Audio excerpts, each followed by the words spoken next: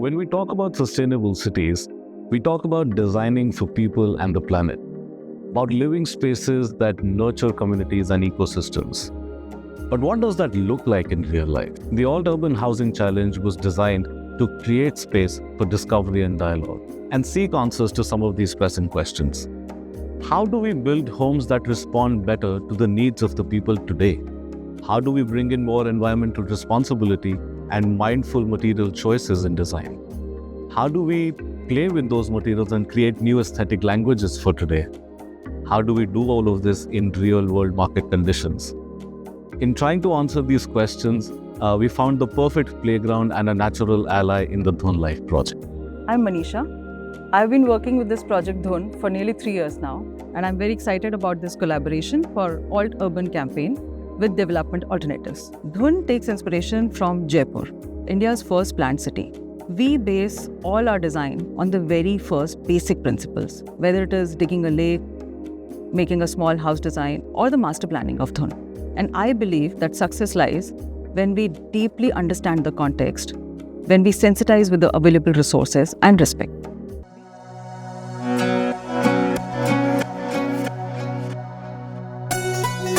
We divided the competition into 2 stages, and the shortlisted teams received mentorship and guidance from our esteemed panel of experts at various stages of design development.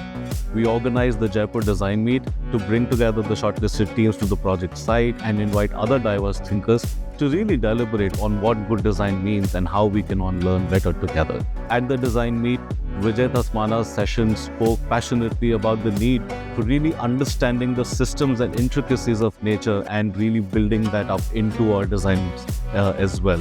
It laid out the importance of how integrating biodiversity and nature into our design decisions can help to restore ecological balance, regenerate landscapes, and how they really add value to the quality of life in any housing project.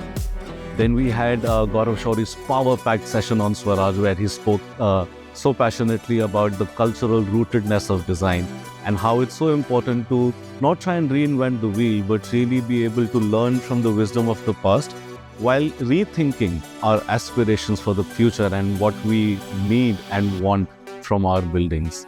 So I think this was a great way of bringing people who are fairly on the cutting edge of pushing the envelope, literally and metaphorically, as far as sustainable buildings is concerned. Moving forward, the Alt Urban mission can achieve a lot, not only in terms of what it's setting out to do, right, in terms of alternative materials, construction, mainstreaming the adoption of passive design, low carbon futures, but also I felt that this was a catalyst. This coming together of minds was a catalyst that can snowball the entire mission very effectively. NASO was our client. How differently would we design is a question I'm answering. I think we have already built net zero energy building, net zero water building, but this time it's like net zero carbon also, like we have to reduce the carbon footprint. So we worked really hard on this project. We have team members from all the disciplines. We had landscape architects, we had people who were interested in environment and ecology, we had architects, we had urban planners. We really went into the process. The entire team of DA and Alt Urban has done a fantastic effort to bring out such a competition which gives equal playing field for all the participants, and also it is very helpful for the developers and the policymakers to see such a competition is being organized. For us, the ambition with the challenge is not just to invite innovative ideas and solutions. It is really to empower the next generation of architects and design leaders to bring in these approaches into their work and really build the cities as we would like to see them in the future.